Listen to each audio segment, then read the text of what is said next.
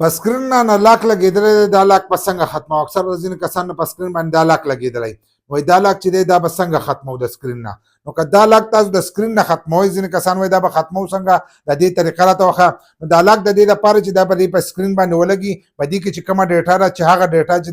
دا محفوظ پاتې شي خو که ختموئ نو د ختمېدې هم څه طریقې چې دي هغه موجود دي خو که تاسو په هغه طریقه ختموئ نو د هغې لپاره احتیاط چې دی دا هم لازم دی احتیاط یو څو څیزونه دي چې هغه لازم دي که هغه تاسو نه کړي نو بیا تاسو څه غټه مسله چې دا جوړېدی شي ځکه چې بیا به تاسو دې موبایل لا بایپاس کوئ او چې بایپاس کوئ نو د هغې نه هم مسله جوړېږي ځینې کسان چې دی هغه ورته ډایرکټ سافټویر کوي چې سافټویر دې ورته وکړو نو ستا د موبایل خوند چې دی دا ورک شو ځکه چې سافټویر دې ته بیا بدل وشي بیا د دې هغه خوند چې دی دا نه نو کله چې ستاسو نه په موبایل باندې دا لاک ولګي دا لاک ولګي او دا لاک ستاسو نه یېري اول نمبر چې لاک لګوئ نو لاک چې دی دا یاد ساتئ که تاسو په انسو کې لګوئ که تاسو دغه شان دا لګوئ که تاسو هر یو لاک چې دی دا لګوئ د دې نه مخکې ما تاسو ته ویلي د مخ لاک ورسره هم لګوئ او د ګوتې لاک چې دی دا هم د دې سره لګوئ نو ستاسو موبایل چې دی دا به تاسو ته په اسانو باندې چې دی دا به کولاویږي خو که د هغې نه وروسته تاسو دا شی لګولی او بیا هم تاسو دغه شیزونه نه لګولی او ستاسو موبایل چې دی دا لاک شي نو د هر موبایل بیا جدا جدا طریقه ده جدا جدا طریقه چې په جدا جدا طریقه به کې په ځینو کې دا بټن چې دي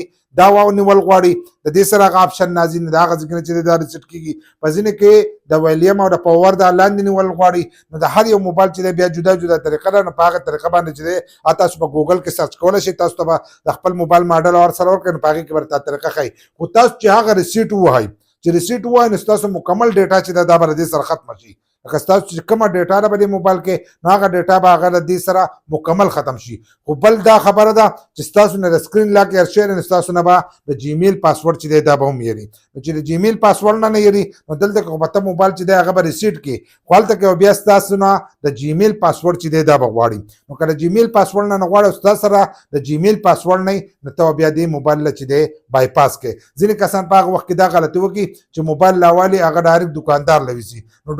دکاندار ورسره چل وکړي او ته سافټویر وکړي هغه ته وایه وایي دې له بایپاس وکړه چې بایپاس والا وکړي نو ستا سافټویر چې دی دا په ځای باندې پاتې شي خو که هغه ته سافټویر وکړو نو بیا ستا د موبایل چې دی دا خوند نه یو قسمه قسم مسلې پکې راځي او موبایل چې دی دا بار بار اکثر سافټویر چې دی دا هم خرابوي نو هر کله چې ستاسو موبایل داسې لاک شي او تاسو یې داسې ریسیټ کوئ نو هغه کس له وړه چې کم کس په بایپاس باندې پوهېږي چې د دې نه د جیمیل اکاونټ چې دی هغه ایستی شي نو په هغې باندې کېږي بل لا چې کله لګوئ نو دغه لاک چې دی دا هم یاد ساتئ او د خپل جیمیل پاسورډ چې دی دا لازم یاد ساتئ چې ستاسو د جیمیل پاسورډ تاسو ته یادي نو بیا تاسو ته دغه مسله چې دا نشي راتلی ځکه که لاک ته ختم کړې نو ستا د جیمیل پاسورډ چې دی